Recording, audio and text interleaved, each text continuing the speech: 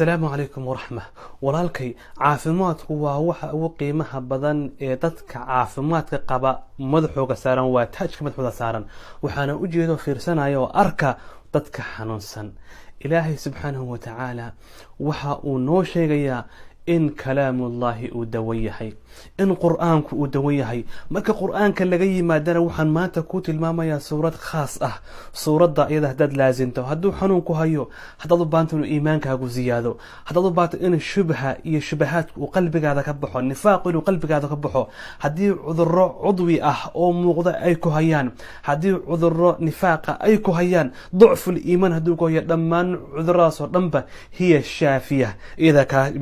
shaafinaysa hiya alkaafiya suuradaas ka kaafinaysa ibn qayyim waxa uu leeyahay muddo ayaan anigu xanuunsanaya waxaan joogay Makka xanuunkii markuu iga tagi waayay baa waxaan soo qabsaday maa zamzam markaasaan ku akhriyay suuradaas markaasaan cabay markaasaan ka booday buu leeyahay markaasaan qof walba xanuunsan baa u tilmaami jiray suurada iyada xadiiskii ku soo aroortay saxiixinka Abi Sa'id al-Khudri radiyallahu ta'ala an ardah wa asaga ma arkay ku akhriyay ninkii sayyidul qawm wa asagii markii la qarinay ku akhriyay masku qarinay ku akhriyay markaa uu ka booday ujuurta ka qaatay suurada iyada miya taqaana every day bad akhrisaa laakiin adigoo qafladaysan adigoo mashquulsan adigoo maqan bad akhrisaa waxaan rabaa inaan ku tilmaamo oo suurada aad celceliso oo ku celceliso oo u isticmaasho dhammaan xanuunadaada idil hiya alkaafiya way ka kaafinaysaa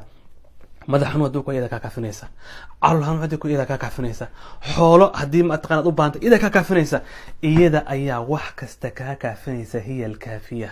suurada iyada ah ilaa markuu ka sheekeeyay fi suurat al-hijr walaqad aataynaka sab'an min al-mathani walaqad aataynaka sab'an min al-mathani wal-qur'an al-'azim ayda markay fasirayeen Abu Bakr Umar Ata Qatada عبد الله بن مسعود انت waxa ay leeyihiin sab'a al-mathani tadabad soo noqnoqto ilaahay subhanahu wa ta'ala uu sheegayo iyo quraanka weyn waa suuratu al-fatiha suurada aan ku soo daro maxay waa suuratu al-fatiha alhamdulillahi rabbil alamin arrahmanir rahim مالك يوم الدين إياك نعبد وإياك نستعين سورة داس كم مسجر بعد ما علمتي أخرسا ولقى انت كوبكو أخرسي وحاجر ولا فربضن أو نمن رقادة أو صبحي انت ملب يسوق قوشان مالك أي لعقتي حولها كذا الدشان ومبهند الأخر آدو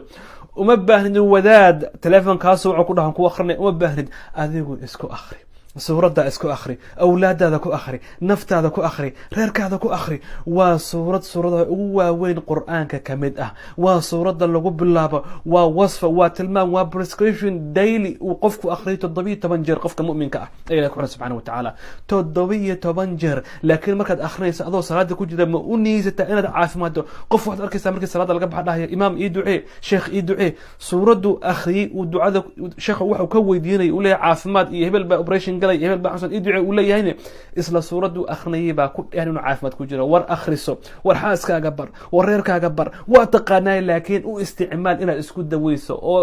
antibiyootika iyo cirbadaha iyo kaniinada bacrisa iska daa oo suuradan i'timaad ilaahay subhanahu wa ta'ala ku caafinaya hayaka allah bayak salaamu alaykum wa rahmatullahi wa barakatuh